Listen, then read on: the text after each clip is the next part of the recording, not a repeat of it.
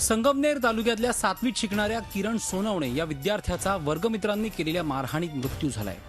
मुलीकडे का बघतो म्हणून वर्गातल्या 10 ते 12 विद्यार्थ्यांनी किरणला सिने स्टाईल मारहाण केली। किरणचं डोकं बेंचवर आदळलं, त्यात त्याच्या मेंदूला दुखापत झाली आणि उपचारादरम्यान किरणचा मृत्यू झाला। शिक्षकांनी याच्यात लक्ष दिलं नाही दिल्यामुळे ना माझा हा पूर्ण आरोप हा शिक्षकांवर आहे। मुलांवर तर हेच आहे, पण याच्यात आहे ना शिक्षकांवर पूर्ण स्टाफ मेंबर कमिटी सगळी जे असं नाही सगळे दाबाचे प्रकरण करून राहिले।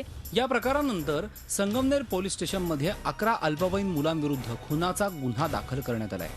तपासात त्याच्या आईने फिर्याद दिल्यावरून 5 त्याच्या वर्गातले मुलं व इतर 5 जणांची नाव आणि इतर 5 ते 6 अशांविरुद्ध फिर्याद दिली आहे। 302-34 प्रमाणे गुन्हा दाखल केला आहे।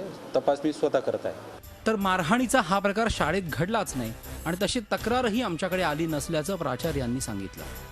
वर्गात जाऊन मुलांना विचारलं, म्हणजे चौकशी केली तर मुलं म्हटले मुलगा वर्गात शेवटपर्यंत बसलेला होता, बेडचे तास चालू होते आणि कुठल्याही प्रकारची जबरदस्त असं मुलाला मारहाण वगैरे पुढे जखमा वगैरे असं काही नाही झालं मुले म्हटले। गेल्याच आठवड्यात जळगावात विद्यार्थ्यांच्या भांडणात एका विद्यार्थ्याला आपला जीव गमवावा लागला होता आणि आता संगमनेरमध्येही असंच प्रकरण समोर आलंय।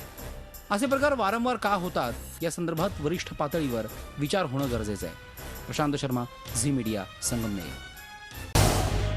झी 24 तास रहा एक पाऊल पुढे।